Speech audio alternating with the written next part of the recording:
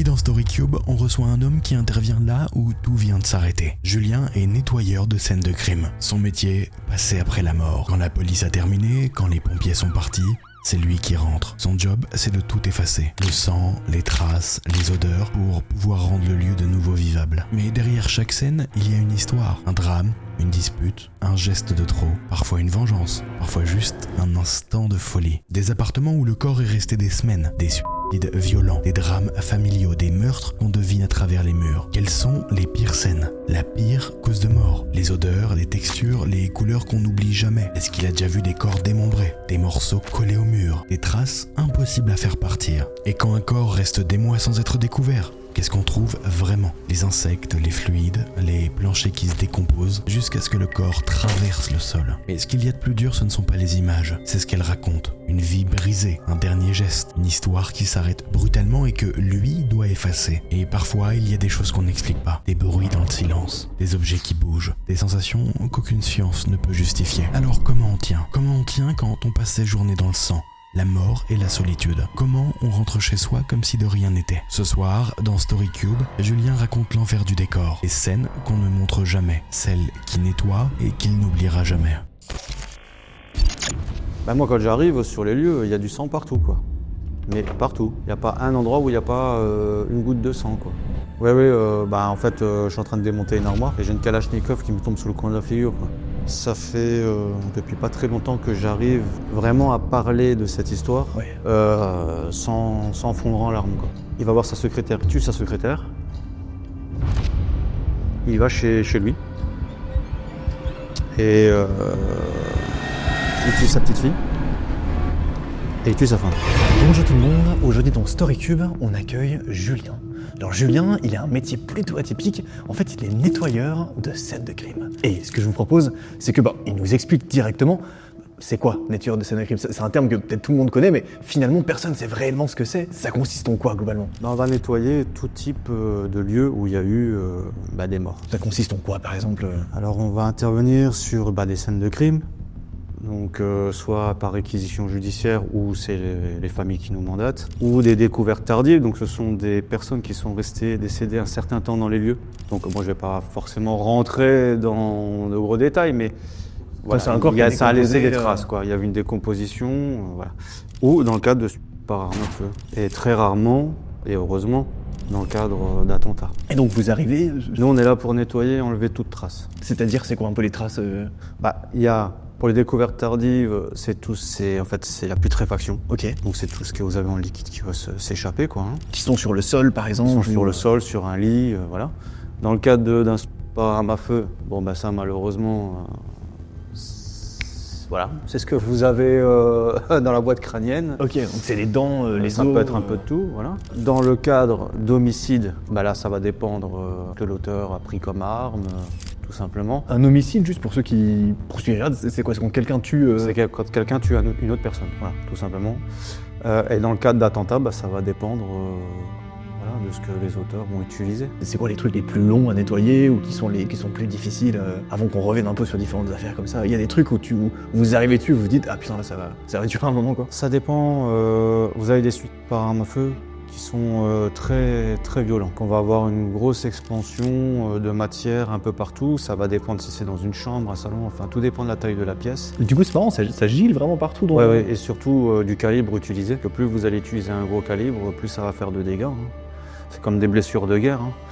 Et donc on peut en avoir après vraiment partout. Donc vous pouvez avoir des interventions pour un comme ça par arme à feu qui va durer une demi-matinée. Et vous en avez d'autres qui vont durer une semaine. C'est quoi le genre d'intervention qui dure une semaine? Ça, c'est quand c'est du très gros calibre. Donc ça va aller partout en fait dans la pièce. Ça va vraiment se disperser. Vous allez avoir des débris d'os, voilà. Et d'autres choses qui vont se disperser dans la pièce et qui vont vous demander beaucoup plus de travail. Il y a plein de facteurs à prendre en compte, c'est-à-dire la surface sur laquelle vous allez travailler. Si malheureusement c'était une tapisserie sur le mur et qu'on a beaucoup de sang, forcément c'est du papier. T'as un exemple comme ça récent ou pas de scène sur lesquelles tu as dû intervenir pendant une longue durée par exemple? Oui, j'en ai un. On est resté 15 jours. 15 jours? C'était quoi? C'est deux personnes qui sont décédées dans le logement. Donc il y a la partie décès, Et après, malheureusement, il y a un facteur extérieur, on va dire extérieur au décès. C'est parce qu'il y a eu une enquête. Et le problème, c'est que les fenêtres ont été ouvertes partout. C'est dans un milieu quand même en haute altitude. Et du coup, la maison a moisi. Donc on a dû s'occuper d'une part de cette partie décès, plus la partie où on a toutes ces moisissures et toute cette humidité, pour pouvoir après désinfecter correctement. Il s'était décédé pourquoi? C'était quoi là? Je pense que c'était mort naturelle. Et là, du coup, il a fallu donc à la fois nettoyer les pièces et aussi comment tu fais quand il y a de la moisissure, par exemple, dans... Ben, là, il a fallu nettoyer, même enlever certaines choses de pièces, voilà. Et puis là, quand vous avez des cloisons, tout ça, qui sont pris par l'humidité, vous découpez les cloisons, il faut enlever le carrelage au sol, il faut assécher après la maison, et seulement après vous pouvez vraiment désinfecter. Que s'il y a un trop tôt d'humidité, votre désinfection, elle ne peut pas opérer. Est-ce que tu as déjà participé à des scènes de crime qui provenaient d'attentats, par exemple? On est en France, on n'est pas aux États-Unis. Qu'on s'entende bien, il n'y en a pas tous les jours. Mais il y a des scènes de crime qui sont très marquantes, qui sont passées dans les journaux, qui ont été... Tu nous avais parlé par exemple de l'attentat de Romans-sur-Isère. C'est ça. Comment ça se passe par exemple dans un maison comme ça? Quand on se fait appeler le matin... C'était quoi, pour ceux qui ne savent pas forcément, il s'était passé quoi? Alors c'est une personne qui est allée au centre-ville de Romans-sur-Isère avec un sabre et qui a commencé à taillader, tout le monde, quoi. Nous on est intervenus dans la boucherie, mais quand vous avez cet appel-là et qu'on vous explique ce qui s'est passé, c'est très bizarre comme sensation. J'arriverai même pas à la décrire en fait, mais c'est très très bizarre. Donc là forcément on vous appelle pour ça, vous laissez tomber tout le reste, hein. Vous partez sur les lieux. Quand je suis arrivé sur les lieux, c'est une autre ambiance, vous voyez, c'est quelque chose de pesant, de lourd. Et puis après quand vous voyez les dégâts que ça a occasionné dans cette boucherie, où il y avait du sang, mais alors de partout, et là vous vous dites, putain, mais le mec qui est venu acheter son morceau de gigot ou autre, il n'a rien demandé en fait. Il s'est levé le matin, il est allé à la boucherie et il ressortira plus jamais de la boucherie, quoi. Il y avait combien de personnes? C'est très violent, quoi. C'est très très violent. Quand on va faire une découverte tardive pour une personne qui a âgée 90 ans, bon, on va dire que c'est moins violent psychologiquement puisque la personne elle a fait sa vie, tout ça. Vous voyez. Mais quand vous arrivez sur ce type de scène, c'est très violent comme image. Tu vois quoi quand t'arrives? Tu vois du sang du coup éparpillé partout? Bah moi quand j'arrive sur les lieux, il y a du sang partout, quoi. Mais partout. Il n'y a pas un endroit où il n'y a pas une goutte de sang, quoi. C'est un nettoyage qui est vraiment spécial, et puis vous avez un timing bien précis, bien précis, parce que le but c'est vraiment là d'enlever les traces en un minimum de temps. Pourquoi? Parce que le boucher veut peut-être aussi reprendre son activité. Quand les gens passent devant cette boucherie, ils savent ce qui s'est passé. Donc le but, il ne faut pas que ça traîne, quoi. Il faut que ça soit une opération qui soit faite d'une seule traite. Mais c'est très long. C'est quand même très très long parce que il faut être minutieux, il faut aller dans les moindres recoins. Je me souviens de mémoire dans cette boucherie. Je crois qu'il y avait des radiateurs et devant il y avait des caches radiateurs avec des grilles. J'ai dû nettoyer les interstices de grilles avec des cotons-tiges de prélèvement pour pouvoir enlever toutes les traces de sang. Pareil, vous en aviez derrière des bouteilles de vin, enfin, il y en avait partout. Ça allait même jusque derrière, dans la remise, tout ça. Donc nettoyer du sang, c'est pas juste venir avec sa serpillière, si je puis dire, voilà, et nettoyer et puis on s'en va, c'est pas ça, parce que du sang, quand vous l'enlevez avec de l'eau, ça va vous fixer la protéine de fer. Donc vous allez toujours avoir quelque chose. Le nettoyage du sang, c'est assez spécifique. Il y a un protocole qui est là, où ça se fait en plusieurs phases, pour justement que tout ça soit éliminé. Le but, c'est pas que quand la femme... Mettons, je dis une bêtise, eux, ils nettoient leur sol, que tout d'un coup, parce que dans un joint de carrelage, il y a du sang, que quand ils vont presser la serpillière, ça devienne rouge, quoi. Ouais. Ou que s'il y a trop d'eau qui vient, que ça remonte. Donc c'est très très minutieux. C'est très long aussi parce qu'au bout d'un moment, il faut entrecouper l'intervention quand même, faire des pauses, puisqu'au bout d'un moment, votre œil va s'habituer. Donc vous allez passer à côté de choses que peut-être quelqu'un d'autre, dans 1 ou 2 jours, verra. Donc il faut vraiment faire des pauses pour que votre œil voie aussi autre chose. Il n'y a que du sang d'ailleurs, ce que vous voyez? Ou vous voyez aussi parfois des bouts de trucs Là, sur ça, il n'y avait que du sang. Ouais, ok. Là, c'est vraiment que du sang. Et tu mets combien de temps à nettoyer un truc comme ça? Là, ça m'a pris, je crois, 10 ou 12 heures. C'est de suite ou du coup il y a des pauses entre deux, tu m'as dit? Je faisais des petites pauses parce que forcément, je nettoie le plus gros. Mais après, je fais des petites pauses parce qu'il y a tellement, parfois, vous avez des petites micro-gouttelettes de sang. Il ne faut pas les louper, vous êtes là pour faire un job, il faut le faire correctement. et jusqu'au bout, quoi.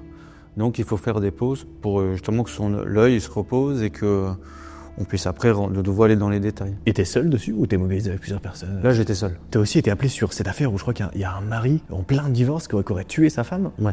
Qu'est-ce qui se passe quand c'est comme ça? D'ailleurs, il s'est passé quoi réellement? Alors pour t'avouer un truc, ça fait depuis pas très longtemps que j'arrive vraiment à parler de cette histoire sans fondre en larmes, quoi. Mais ouais, c'est quelque chose qui m'a marqué, mais alors au fer rouge. C'est un monsieur, bon c'est passé dans les journaux tout ça, mais c'est un couple qui est en instance de divorce. Donc en instance de divorce, c'est qu'ils sont en train de divorcer ou bien c'est... Ils sont en train de divorcer. Donc il avait une entreprise, il va voir sa secrétaire, il tue sa secrétaire.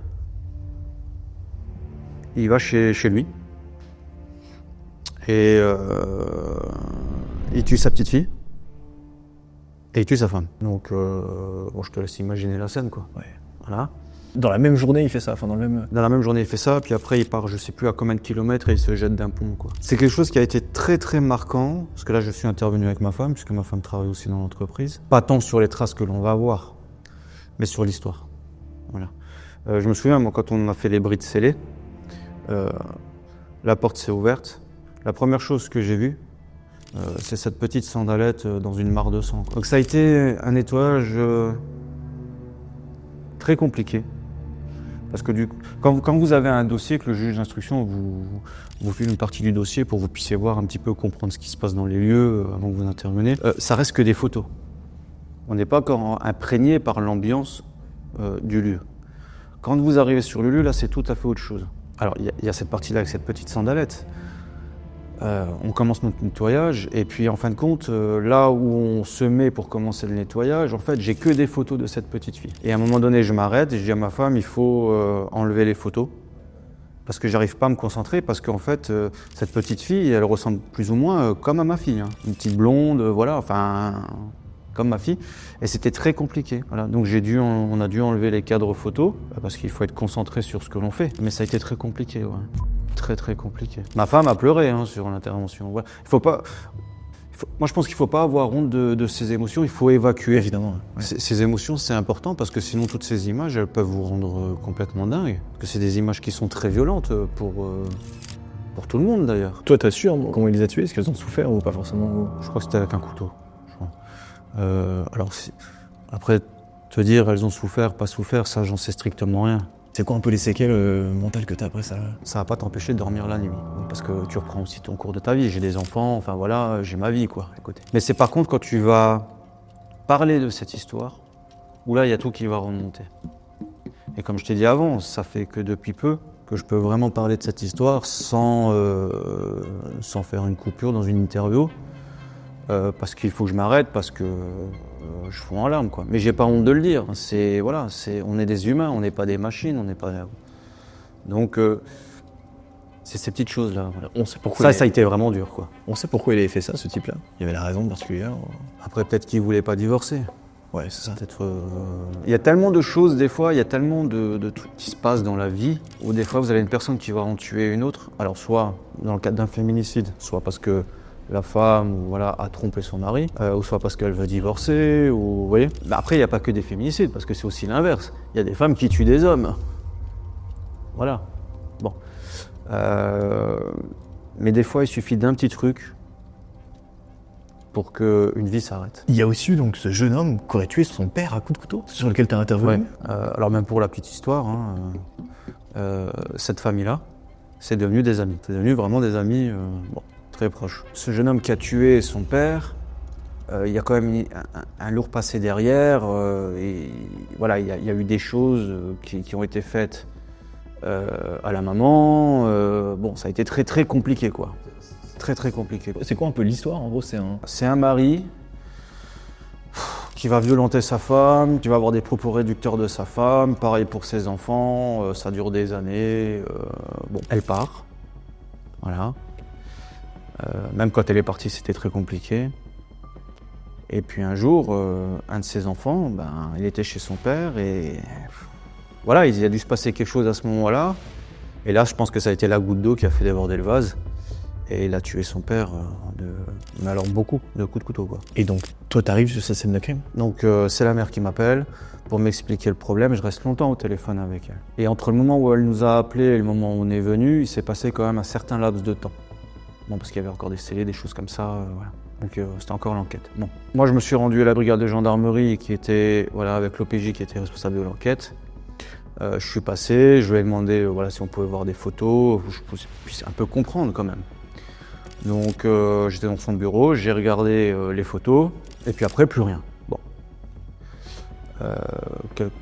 Plus tard, elle me rappelle, elle me dit voilà, c'est bon, on peut intervenir. Donc on vient, on intervient. Effectivement, je fais le tour du logement. Bon. La plus grosse zone vraiment où il y a eu le décès, c'est cette chambre à coucher, le couloir, bon, il y a plein de choses comme ça. Il y a plusieurs endroits? Bah oui, il y a plusieurs endroits parce que cet homicide s'est passé dans la chambre à coucher. Ce jeune, voilà, il est sorti de la chambre à coucher et il a navigué un petit peu, donc on avait un peu de sang. Je pense que peut-être même lui-même s'est coupé. Voilà, jusqu'à que, en fait, il sorte et puis qu'il exprime, enfin, entre guillemets, ce qu'il a fait, quoi. Lui, il a été arrêté finalement, le garçon? Oui, il a été arrêté, il a pas caché, c'est un jeune qui a assumé. Il s'est expliqué du pourquoi, du comment, mais ça reste un jeune qui... Alors oui, il y a des gens qui vont me dire, là, oui, comment tu peux dire ça? Voilà, moi je les connais bien, voilà, c'est un jeune qui est bien. C'est pas un délinquant, c'est pas un gros criminel, c'est pas tout ça. C'est une accumulation de choses qui se sont passées dans sa vie, et la réaction d'un être humain, elle est imprévisible. Voilà. Donc je pense qu'on ne doit pas jeter la pierre forcément parce que quelqu'un aurait tué une autre personne. Il faut aussi comprendre l'histoire, qu'est-ce qui s'est passé. Alors oui, je le dis, on n'a pas le droit d'enlever la vie d'une personne. Ça c'est sûr. Mais des fois, il y a quand même des raisons qui font qu'un être humain fait ça. Et donc, tu arrives sur cette scène de crime là-bas, par quoi tu commences quand c'est comme ça? Déjà, je repère. Je fais mon repérage, je repère toutes les zones, et ainsi de suite. Donc toutes mes zones, je les marque. Là où je vois que j'ai des petites traces et qu'on risque d'oublier, je mets des marqueurs pour que justement on les oublie pas. Voilà. Tu marques avec quoi? C'est genre en fait, c'est comme dans les films. C'est comme ce que tu vois quand la police scientifique. C'est des petits marqueurs A, B, C, D, voilà. Et c'est écrit sur quoi? Sur des petits carnets ou au contraire? C'est des petits autocollants, tu vois. Et nous, on refige la scène comme ça, en fait, tout simplement. Mais ça, c'est pour nous, pour préparer l'intervention, voilà. Bon. Et après, je détermine où est-ce qu'on commence, qu'est-ce qu'il faut faire, et ainsi de suite, et ainsi de suite. C'est quoi un peu les procédés? Donc le premier, c'est vous coller... Le premier, je vais figer ma scène. Donc, je vais repérer, alors j'ai pas besoin de mettre des marqueurs si j'ai une grosse flaque de sang par terre, hein, qu'on s'entende bien. Bon. Là, c'est parce qu'on a eu des projections dues au mouvement du couteau, des choses comme ça. Donc là, je marque, et puis il y avait même encore 2-3 marqueurs... je pense que c'était le TIC qui est passé. Le TIC, c'est quoi? C'est les techniciens d'investigation criminelle. Ok. Donc, je pense que c'était eux qui étaient passés sur lui, on avait quand même encore des marqueurs. Bon. Je fige ma scène, donc je prends des photos. Ça, c'est pour nous, c'est dans un cadre juridique même. Voilà. Et puis après, je mets en place mon protocole, c'est quelle pièce on va faire en premier, quel type de nettoyage l'on va faire, est-ce qu'il faut que j'enlève du parquet ou pas, est-ce qu'il va falloir évacuer le mobilier présent parce que la famille ne le veut pas, et ainsi de suite. Voilà. Et ça va déterminer en fait mon intervention. Et ensuite, on intervient. Et là, c'est pareil. Bon, voilà, on a évacué du mobilier de l'étage hein, parce que ils voulaient pas le garder. Et puis, c'est normal. Voilà. Et de toute façon, il fallait qu'on l'évacue parce qu'il y avait du sang de partout. Bon. Une fois que ça a été évacué, là, c'est pareil. Il s'est passé des années avant qu'on intervienne. Parce qu'il y a eu une enquête, il y a eu tout ça. Donc, le sang, il a le temps de sécher.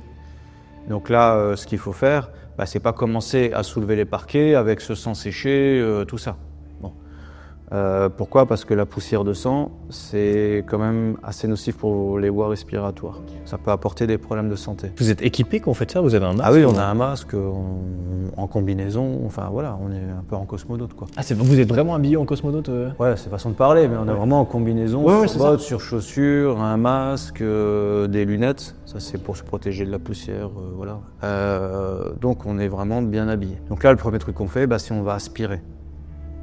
Pourquoi ? Parce qu'on va aspirer tout ce sang qui a séché. Une fois que ça c'est fait, on va nettoyer notre surface. Même si on va enlever le parquet, on va le nettoyer. Une fois que c'est nettoyé, on dépose le parquet. Et après, on regarde ce qui se passe en dessous.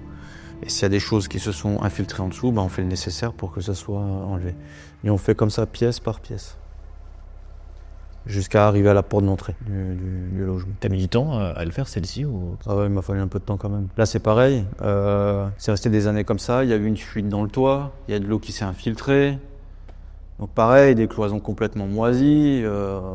Voilà, il fallait enlever ça, colmater la brèche comme on dit, pour pouvoir bien faire les choses, quoi. Comment ça se fait que vous intervenez des années après ? C'est pourquoi ? C'est quoi le... Parce que tu as une enquête. Et du coup, tu n'as pas le droit de toucher la scène de crime tant que l'enquête, elle est pas...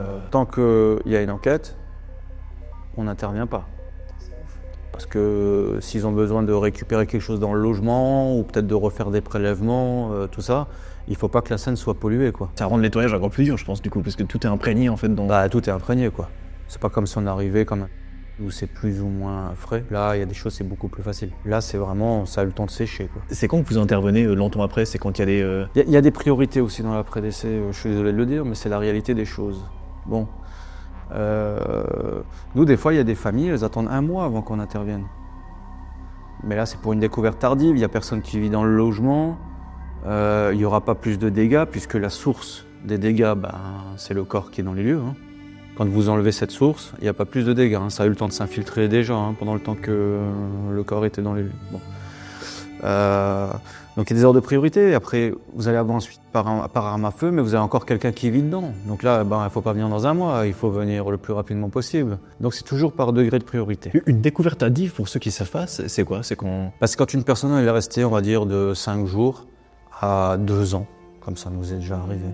2 ans ? 2 ans, voilà. Donc ça veut dire qu'on la découvre morte 2 ans après ? C'est ça. Comment ça peut arriver, ça ? C'est la vie. C'est peut-être parce que c'était quelqu'un qui s'est isolé, voilà, et qui fait que peut-être au bout d'un moment, le loyer n'était plus prélevé. Et puis, voilà, le propriétaire a commencé à s'alarmer. Il y a tellement de choses qui peuvent faire que... Et ça veut dire qu'en gros, personne s'est aperçu ou personne a pensé à... Non, personne ne s'est aperçu. Parce que ce qui était bizarre, je me souviens sur cette intervention-là, on avait un voisin qui était venu nous voir, il me dit « Ah, mais c'est bizarre parce que je l'ai vu lundi dernier. » Donc vous voyez, on ne peut pas se fier à la mémoire des gens. Parce que nous, on a regardé, c'était quelqu'un qui était malade, qui notait toujours ses prises de médicaments, tout ça, et elle s'arrêtait à une date. Dans le frigo, pareil, ça correspondait, ça s'arrêtait à les dates de péremption. Donc c'est évident ensuite que... Il faut bien qu'ils se nourrissent. Voilà. Donc, ce que je veux dire, on a pu déterminer comme ça, même avec le courrier, que... Et ça ressemble à quoi Je sais pas si vous voyez le cadavre à ce moment-là ? Non, moi j'ai pas vu le corps. Ah ok, ça va. Bon, moi j'ai pas vu le corps. Par contre, c'est un appartement qui était moderne, donc très étanche. Par contre, ce que je peux dire, c'est que quand j'ai soulevé la couette, qui était au sol, c'était encore humide. Comment ça se fait que c'est humide ? C'est un appartement où quand il fait chaud en été, il fait toujours 20 degrés, et puis quand il fait frais en hiver, il fait toujours 20 degrés. Ok, ouais. Voilà, c'est tellement bien isolé qu'il n'y a pas de problème à ce niveau-là. Donc du coup, ça a été impressionnant. Dans le sens, quand on a vu que c'était encore liquide, on s'est dit, punaise, mince.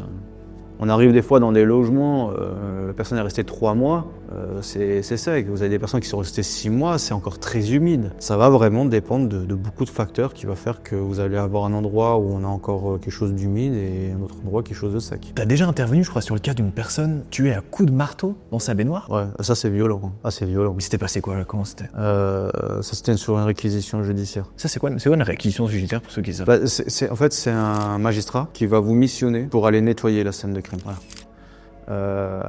Alors pareil, ça c'est violent parce que quand vous voyez les photos, voilà, vous voyez la personne, ce qui s'est passé, donc ouais, c'est quand même violent, quoi. C'est une mort vraiment violente, ça. C'est un gars qui a assassiné quelqu'un d'autre avec un marteau ? En clair, c'est ça.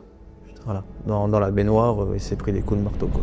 Voilà. Cette personne-là a été retrouvée dans des je crois, puis elle était pliée dans sa baignoire, enfin avec sac poubelle, enfin voilà quoi. Le gars avait essayé de ranger ensuite le corps dans un sac ou... Non, par contre, il a essayé de nettoyer. Pourquoi ? Parce qu'il voulait essayer de cacher les... Je pense qu'il voulait essayer de cacher. Voilà, il a quand même essayé de nettoyer. Ouais. On sait pourquoi il avait tué ? Est-ce qu'il y avait un motif derrière ? Peut-être que c'est sous un fond de drogue, voilà. Et donc t'arrives sur cette scène de crime, qu'est-ce que tu vois ? Est-ce que t'es choqué ? On arrive sur cette scène de crime, on fait le bridge scellé, pas d'électricité dans le logement. Le bailleur, voilà, il veut pas remettre l'électricité, quoi, hein, c'est pas son problème. On essaie de s'éclairer tant bien que mal comme on peut, je vois tout ça. Et là, j'annonce à l'enquêteur, je dis bon ben, faudra qu'on revienne, quoi, hein, parce qu'il n'y a pas d'électricité, il n'y a rien, comment on va travailler là? Donc on referme la porte, on repart, quoi. On contacte le magistrat, on lui explique, bon ben voilà, elle a bien compris le problème. On remodifie un peu notre devis, tout ça. Et puis on fixe une date d'intervention parce que là on a dû venir avec un générateur électrique qu'on puisse mettre dans l'appartement, qu'on puisse avoir de l'électricité, tout ça.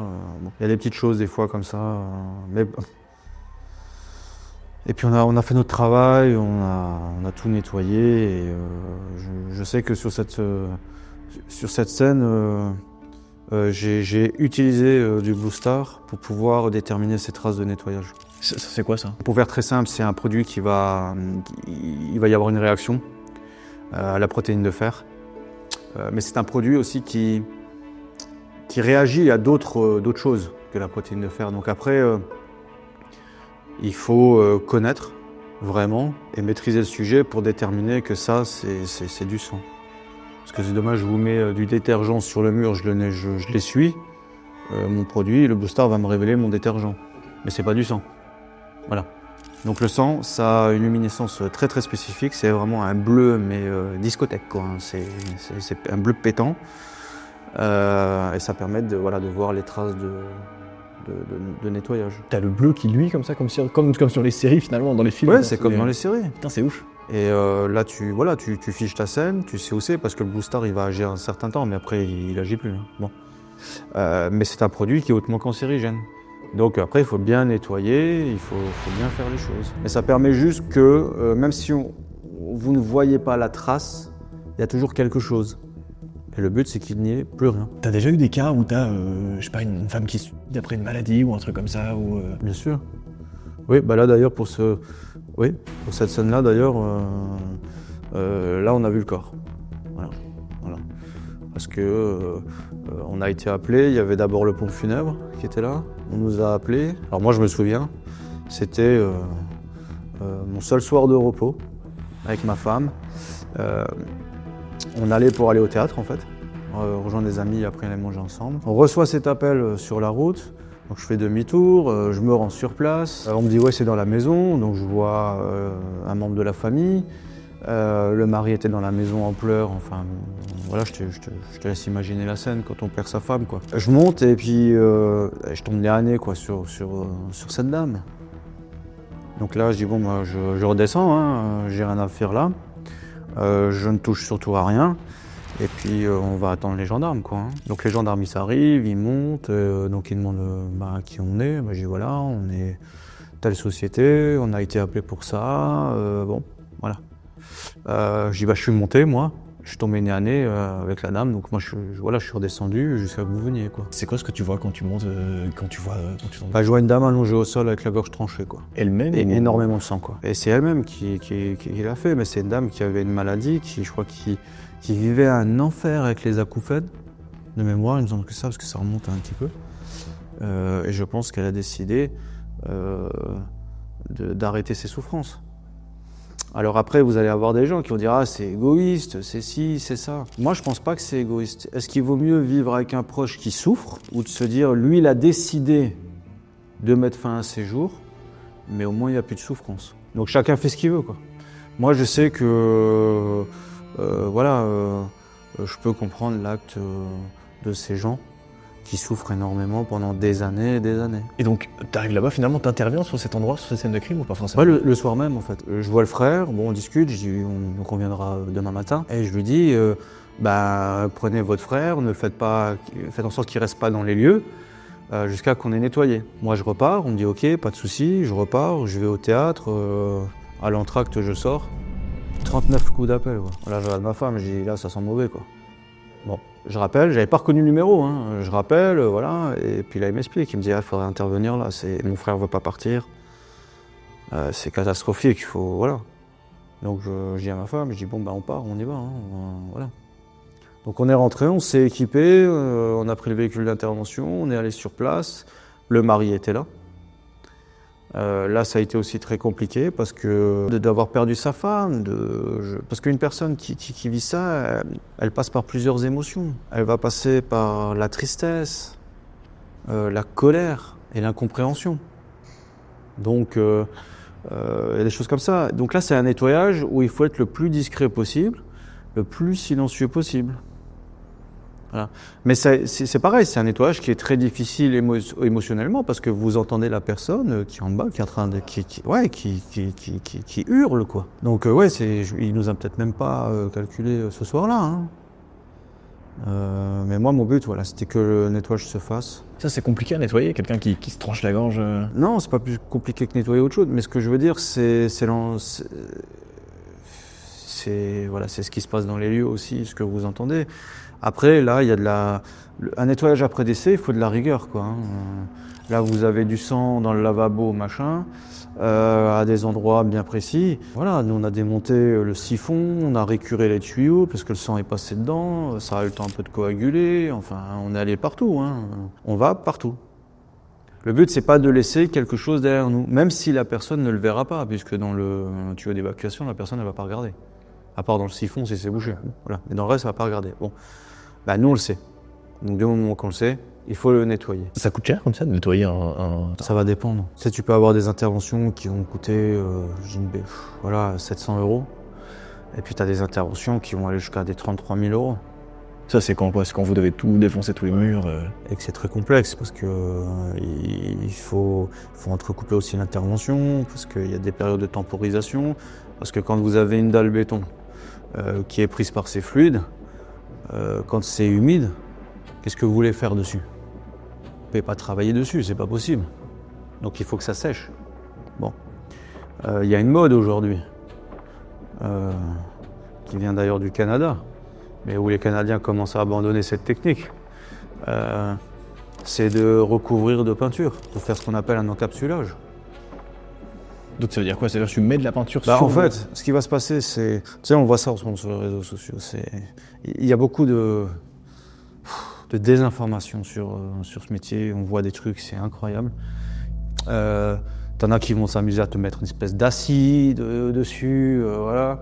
Enfin, il y a des choses comme ça. Et puis après, ils vont passer de la peinture où tu vas avoir, si tu veux, un film plastique qui va se créer. Okay. Donc c'est à peu près la même peinture que tu mets dans les parkings, quoi. Bon. Donc tu mets ça dessus. Mais en fait, t'as pas traité la cause.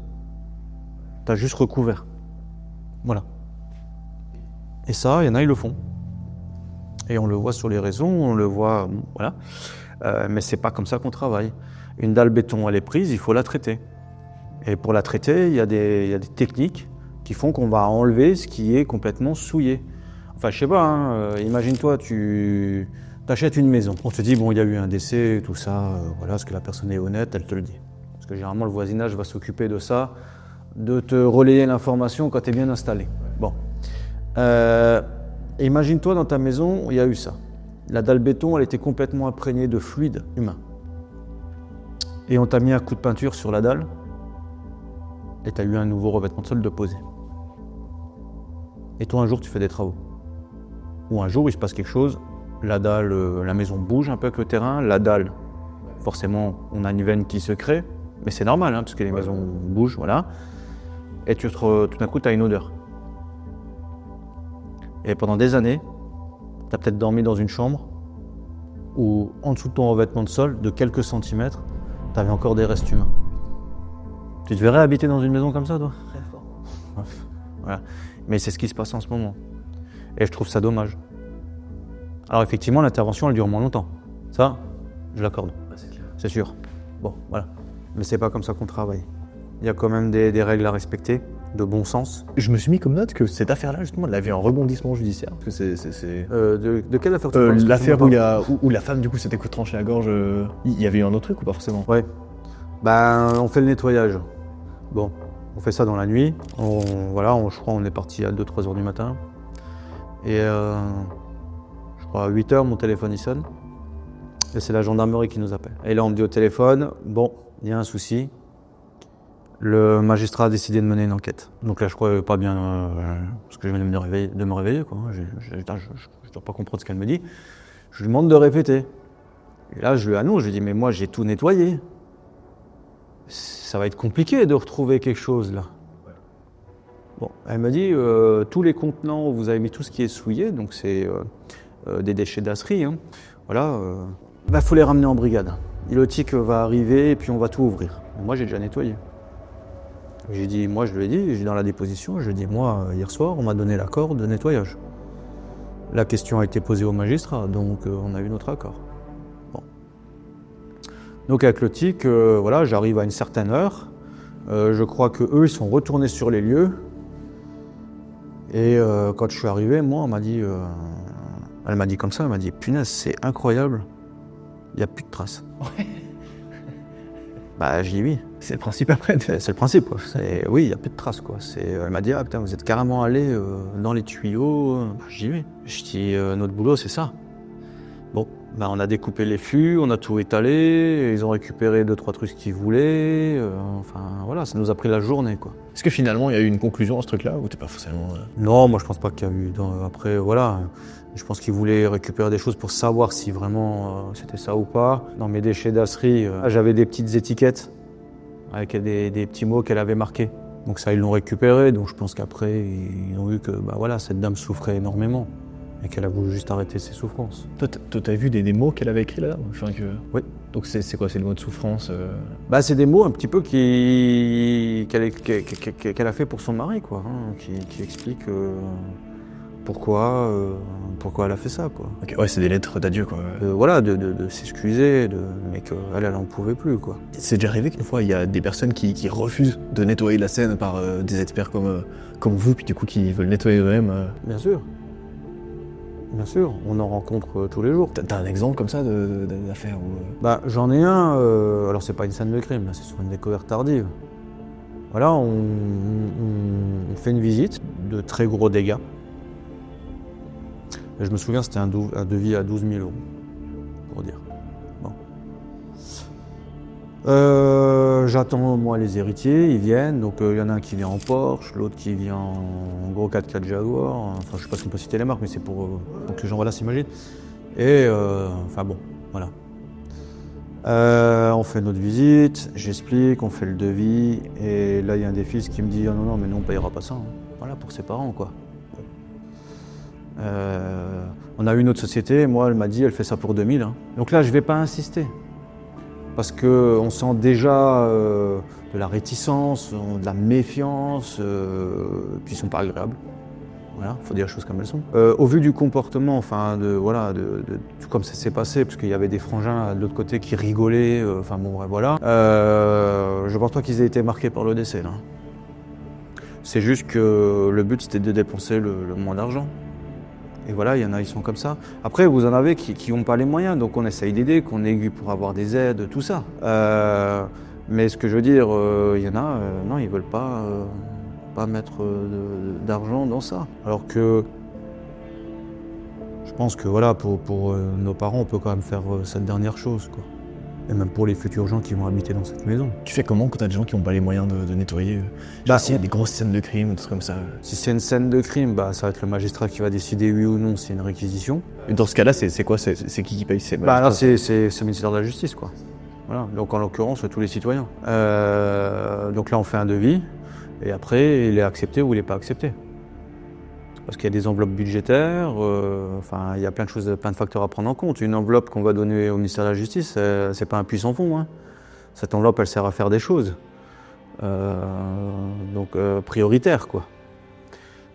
Et c'est pour ça, je vais rebondir sur ça, c'est pour ça que je pense pas qu'aujourd'hui, pour nettoyer les scènes de crime qui est une prise en charge, je pense pas que ce soit les réquisitions judiciaires qui soient le mieux pour ce type de prestation. Je pense que ça devrait être au niveau des assurances. Que ça soit inclus dans une assurance habitation. Où là, d'office, quelle que soit la mort d'ailleurs, il y a une prise en charge par l'assurance qui est faite, qu'elle soit totale ou partielle.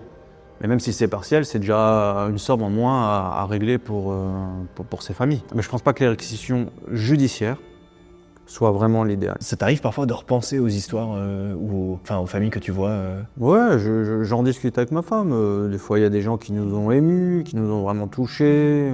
Celle où tu en repenses le plus ou qui t'a le plus marqué à un moment donné Après, il n'y en a pas une qui m'a plus marqué que l'autre. Mais il y a des gens qui vous touchent par leur gentillesse, leur bienveillance envers vous, voilà, et à contrario, vous avez des gens, je le dis très honnêtement, ils vous prennent pour la femme de ménage, quoi. Alors c'est pas péjoratif pour les femmes de ménage, qu'on s'entende bien. Ouais. C'est pas ça. Mais voilà, ils vous parlent comme si vous étiez un peu moins que rien. Donc là, il faut un peu détendre l'atmosphère, quoi. Et j'ai une note chez moi où c'est écrit par arme à feu avec un objet qui tombe. Ou je sais pas, t'es en train de faire une fouille et t'as un objet qui tombe. Ouais, en fait, je suis en train de démonter une armoire et j'ai une Kalachnikov qui me tombe sur le coin de la figure, quoi. Donc là, je m'arrête 2 minutes. Je contrôle l'arme, j'enlève le chargeur, je contrôle la chambre, je mets cette arme en sécurité. Et puis là, je dis on s'arrête. Et puis on va un petit peu regarder parce qu'on devait vider toute cette maison aussi, donc voilà. Regardez ce qui se passe, quoi. Parce que je voudrais pas qu'il y en a un qui démonte quelque chose, une arme est chargée, admettons le chien est engagé, et puis tout d'un coup l'arme elle tombe et puis il y a un tir, quoi. Il y a quand même un minimum de sécurité à avoir, donc on fait le tour. Bon, rien à l'étage, on descend dans la cave parce qu'il fallait aussi vider la cave. Et on n'avait pas vu une porte. Et puis on ouvre la porte, mais une armurerie le truc.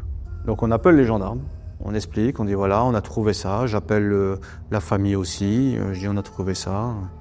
Au niveau de gendarmerie, on dit bon ben, voyez avec la famille. Puis nous on a appelé la famille, on a dit voilà, on a trouvé ça. Soit vous les gardez, soit on les détruit, quoi. Hein. C'est-à-dire on va les détruire, c'est-à-dire qu'on va couper les armes, quoi. Hein. On va pas chercher à midi à 14h, quoi. Bon. Donc ils ont décidé de les récupérer et de même après peut-être les ramener chez un armurier, voilà. Mais quand ça te tombe sur le coin de la figure, ça c'est quand même... C'était genre comment, une petite pièce c'était... Non, c'est dans une chambre à coucher. Ah ouais, quand même. Ouais, dans une chambre à coucher, ouais. Emballé dans un sac plastique, un gros sac poubelle, voilà. Tu t'y attends pas, quoi. Et le gars, c'était un gars spécial ou pas du tout, juste un passionné de... Non, je pense que c'était un passionné d'armes, voilà. Mais le pire, c'est qu'elle est tombée parce que j'ai enlevé une porte et quand j'ai enlevé la porte, la planche de côté de l'armoire s'est défaite, je sais pas pourquoi, et l'arme a glissé. T'as déjà eu des expériences un peu peut-être paranormales ou un peu effrayantes comme ça en entrant dans des maisons de défunts comme ça? Ça, c'est toujours délicat à raconter. Parce que tu vas toujours avoir des gens, ils vont dire ouais, ils fabulent. Et puis il y a des gens qui y croient parce que peut-être qu'eux aussi, ils ont vécu des choses dans leur vie qui font que, ils se sont rendus compte que peut-être qu'après la mort, il y a peut-être autre chose. Mais effectivement, donc là, on était sur, pareil, une découverte tardive. Et j'avais donc un partenaire à nous qui s'occupe du débarras. Il est en train de travailler dans le salon et la cuisine, en fait, donnait en face du salon. Et tout d'un coup, quand il était en train de travailler, et moi j'étais à l'autre bout du salon, il voit le bouchon voler, en fait. Mais comme si quelqu'un l'avait lancé. Et je sais pas pourquoi je me retourne et je les vois, et ils sont stoppés et ils sont immobiles, quoi. Et blancs. C'est là où il m'explique le truc, quoi. Et toi, Il y a d'autres choses comme ça. Hein. Tu te dis quoi à ce moment-là, juste Moi je me dis on n'est pas seul. Hein.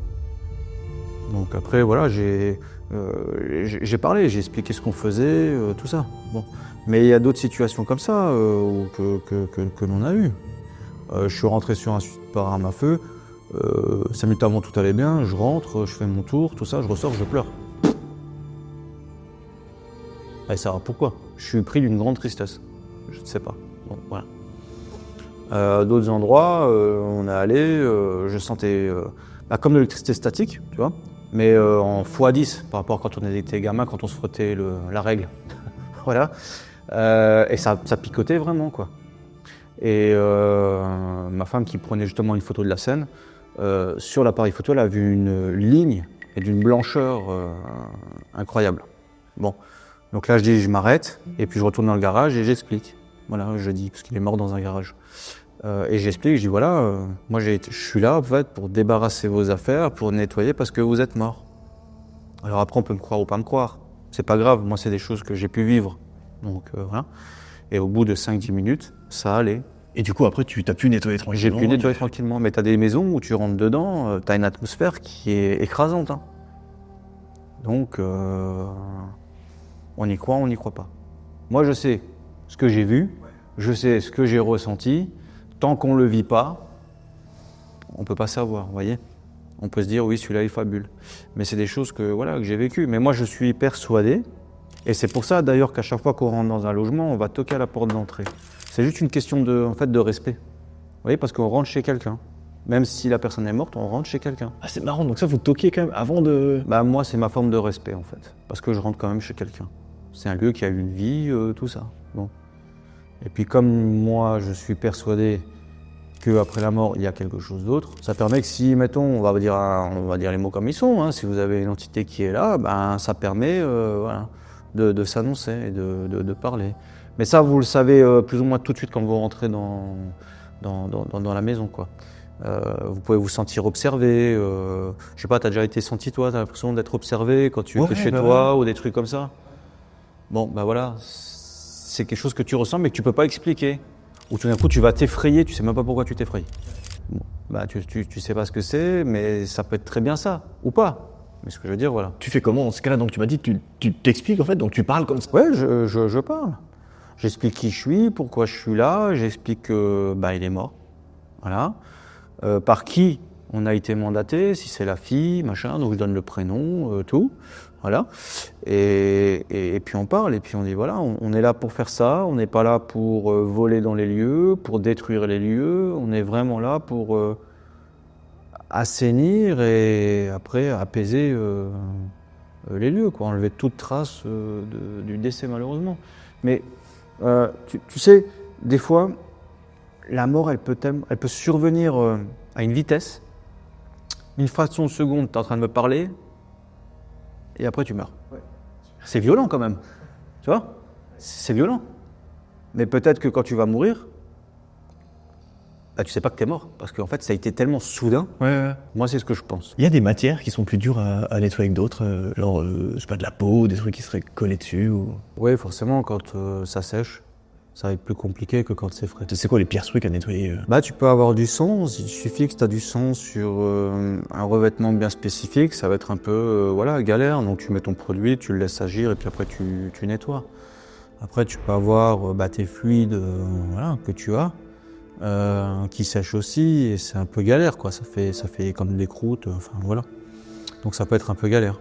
Ça peut prendre un peu plus de temps. T'as parfois, je sais pas, des bouts d'organes, des trucs comme ça, tu dois enlever ou au contraire, vous, c'est juste le sang que vous enlevez? Alors, je m'appelle pas Dexter. Je sais pas, on sait pas, tu vois, des fois dans les... Mais ouais, ça nous est déjà arrivé. Mais c'est très rare. Okay, ouais. Voilà, il faut quand même le dire, c'est très rare. Une fois on a comme dans les séries où en général, il y a toujours des bouts de trucs. Ouais, mais ça reste une série. Ouais, mais donc dans la vraie vie, c'est pas vraiment... Dans la vraie vie, il y a des choses qui changent. Il y a un film qui a été fait sur nous, enfin même des séries, mais ça reste du cinéma. Il y a une base de vérité, mais après, il faut scénariser autour, parce que sinon, le film, il est chiant, quoi. J'ai 2 exemples, si tu veux, que je peux te donner. On a fait une baignoire où un monsieur est resté un certain temps dans son bain. Voilà.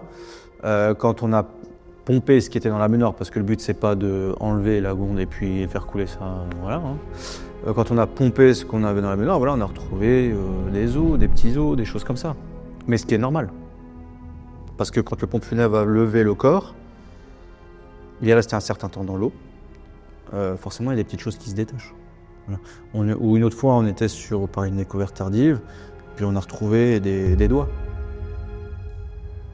Et là, plus récemment, pareil, une baignoire, où là, il y a des gens, ils ont fait n'importe quoi avant nous. Et ça, je tiens aussi à le dire, chacun un peu son métier. Hein. Tu vois, moi, je suis pas youtubeur, je fais pas de TikTok, je m'aventurerai jamais dans ce truc-là. C'est pas mon domaine. Bon, il y a des gens qui sont doués, comme toi, comme d'autres, qui sont vraiment doués. Bon, dans cette salle de bain, des gens qui sont dans une société de transport de corps, donc ils vont venir chercher les corps à domicile, tout ça, réquisitionnés par police ou gendarmerie, bon voilà. Dit à cette dame, on va vous faire le nettoyage. Pour temps. Ils sont improvisés. Improvisés, voilà. Et qu'est-ce qu'ils m'ont mis dans la baignoire? Et un peu partout dans la salle de bain, de l'Ajax et de la lessive. Et ça, du coup, ça... Mais ça, c'est chiant à nettoyer. Parce que quand ça sèche, ça devient dur comme du béton, l'Ajax. Hein. Voilà. Et ils nous ont foutu ça partout, dans le siphon, partout dans l'évier, enfin partout. Bon. Voilà. Des dégâts en plus occasionnés pour rien en fait, pour s'improviser quoi. Bon.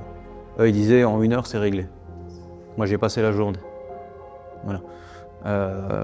Et dans cette baignoire, du coup, quand j'ai soulevé les différentes affaires qui ont été jetées dedans, j'ai pu voir encore la peau des pieds. Et vraiment avec la forme. Hein. vraiment avec la forme. Comment ça se fait en fait? Elle s'imprègne contre le... Bah non, je pense que quand ils ont pris la défunte, je pense que cette peau, elle s'est détachée. Et c'est là où c'est important, vraiment, chacun son métier. Aujourd'hui, c'est devenu vraiment un métier à la mode, où tout le monde veut le faire, tout le monde est spécialiste, tout le monde est... Voilà. Alors c'est pas dérangeant que tout le monde veut le faire, c'est pas ça le problème.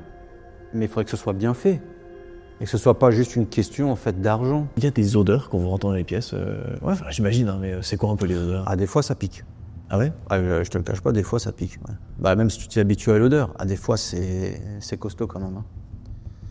C'est quand même costaud, quoi. Ça ressemble à quoi? C'est genre C'est indescriptible, c'est une odeur qui en fait va agir sur ton cerveau si tu veux, si un jour tu sens cette odeur-là, moi je te le souhaite pas, mais si tu sens cette odeur-là, tu vas avoir plus le réflexe de t'en aller que de rester. Mais c'est instinctif, hein, voilà. Parce que pour ton cerveau, c'est une odeur de putréfaction, de danger. Oui. Voilà. Donc, mais c'est une odeur... Allez, si tu veux, tu fais une expérience un jour, tu prends un peu de sang de cochon, tu te le mets dans une fiole, tu la ouvres dans un mois, et puis tu mets ton nez au-dessus. Ça sent ça? Ça se rapproche. Voilà. T'as jamais eu peur d'être contaminé par un truc Non, parce que on se protège, on fait pas les choses n'importe comment. Chaque pays, donc c'est les équipements de protection individuelle, a son utilité. Donc du moment que tu fais les choses correctement dès le départ, il n'y a pas de raison que tu aies ce genre de problématique. Moi, j'ai intervenu sur voilà, des scènes de suicide, tout ça, où la personne avait une hépatite C. Ça, en dehors du corps, ça reste 3-4 semaines actif. J'ai pas eu peur de me contaminer parce que la préparation a été très bien faite, l'analyse de la situation a été très bien faite et l'intervention a été faite suivant vraiment les protocoles. Comment vous faites? Vous avez des masques aussi dans tout le truc? Ouais, on a des masques. Alors on a différents types de masques par rapport à des situations. Tu sais, quand tu regardes un peu sur les réseaux, tu vois des masques, des mecs avec des masques, avec des grosses cartouches comme ça. Voilà quoi, des fois ça me fait rigoler moi. Ok, ouais. Ça ressemble à quoi dans la vraie vie? Parce qu'en fait, alors c'est bien pour le visuel, pas de problème. Et ce qui est marrant, c'est que quand on regarde ça sur les réseaux, alors il y en a un, il a ce type de masque-là, l'autre il a un masque jetable, l'autre il a encore un autre masque. Non mais c'est soit tout le monde a les mêmes masques, sinon qu'est-ce que c'est? Voilà. Bon, nous on utilise deux types de masques. Tu as des masques jetables de norme FFP3 qui va nous protéger vraiment de toutes ces poussières que l'on peut dégager, des virus, des bactéries, tout ça. Voilà. Donc ça c'est jetable. Ça nous permet une chose, parce qu'on n'utilise pas ces masques à cartouches, parce que les cartouches, il y a ça aussi il faut comprendre, c'est que ces cartouches au charbon actif, tu ne peux pas contrôler leur efficacité. Okay. Voilà. Donc ces cartouches, tu les laisses à l'air libre, elles vont s'user. Tu ne peux pas voir leur capacité de filtration, enfin... Bon, donc tu ne sais pas vraiment. Bon. Le masque jetable, celui-là, quand vous allez mettre de l'humidité, parce que vous respirez, il y a un moment donné, c'est terminé. Il faut le jeter. Voilà. Que le charbon actif, on peut dégager autant d'humidité. Voilà, on respire encore. Bon. Et après, on a des masques plus spécifiques pour certaines interventions où on a une assistance ventilatoire, tout ça. Mais c'est que pour un certain type vraiment d'intervention où là, on aurait vraiment un gros risque biologique. Voilà, ça peut être parce que on a un virus vraiment ou une grosse, enfin il est mort d'une infection ou on aurait des souches résistantes qu'on a du mal à neutraliser. Donc là, il faut prendre vraiment les choses au sérieux, quoi. Tu fais quoi des bouts de sang ou du sang que tu retrouves à la fin Ça, comme je t'ai dit, je les mets en déchets dasserie. Ok, c'est quoi genre? C'est une... Alors, pour faire simple, si tu veux, c'est comme une poubelle. Ok, ouais.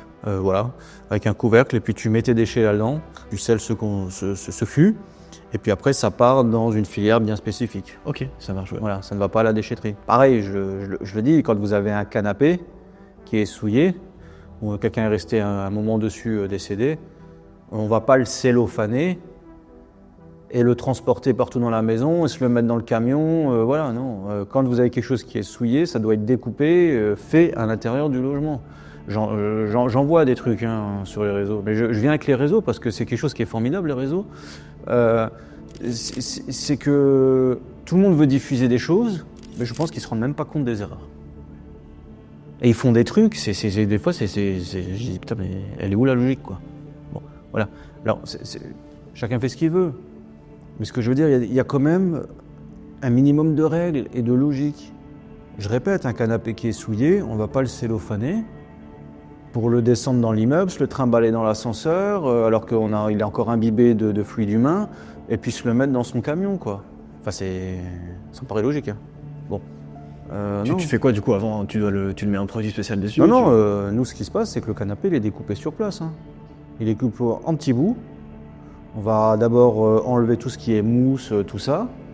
Une fois qu'on a enlevé tout ce qui est la mousse, ça c'est dans les fûts, on va regarder l'armature la structure du canapé, si tu veux.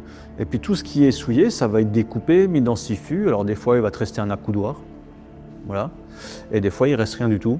Tout est passé dans ces fûts. C'est quoi le truc que tu préfères dans ton métier, toi, de ton côté? Pour commencer, c'est un métier que je fais vraiment avec passion et non par raison. Voilà, on va dire passion, c'est pas de nettoyer des taches de sang, qu'on s'entende bien. Mais c'est surtout le côté humain. Voilà.